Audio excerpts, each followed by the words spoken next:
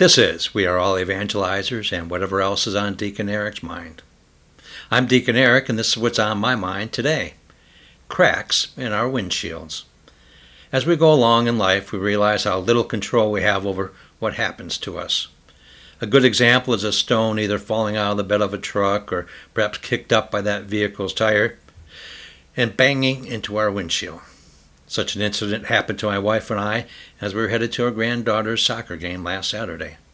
The stone cracked the windshield in the lower right-hand side, and the crack immediately started to inch its way toward the middle of the windshield. The incident got me to thinking about how we all react to cracks in windshields. Do we curse left and right as if someone did this on purpose? Or do we remain calm and just accept it in the hopes that windshield replacement is part of our car insurance policy? The fact is that some of us accept the various cracks in our windshields as part of life that are inconvenient at most, while others see these occurrences as part of a plot to get us. There are many variables that go along with a crack in the windshield, of course.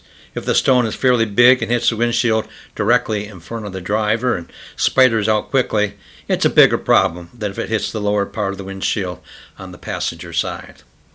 Financially, it's a bigger problem if one's insurance policy does not cover a windshield replacement than if one who only owes a $100 deductible.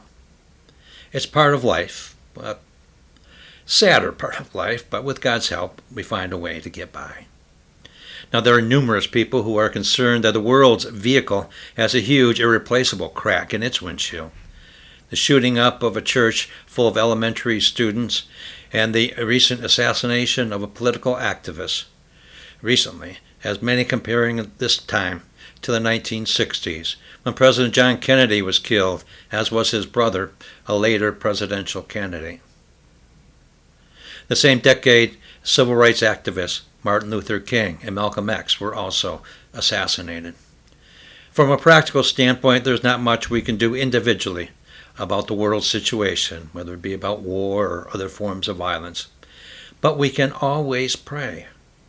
Some political leaders ridiculed the call for prayer after the church shootings, but we know the value of prayer. We had a very good turnout for our 40-hour devotions this summer, for example, and we'll have upcoming prayer events such as healing services and an Advent prayer service of light. Currently, we are starting a prayer campaign to bring the lost sheep in our parish back to church. Now, I can replace the windshield of my car and easily eliminate my crack in the windshield problem. We all need God's help, however, in improving the world situation. Its windshield crack is too big for any one of us. With God, anything is possible. So let's get down on our knees with our hands folded and get to work. This is We Are All Evangelizers. I'm Deacon Eric, and that's what's on my mind today.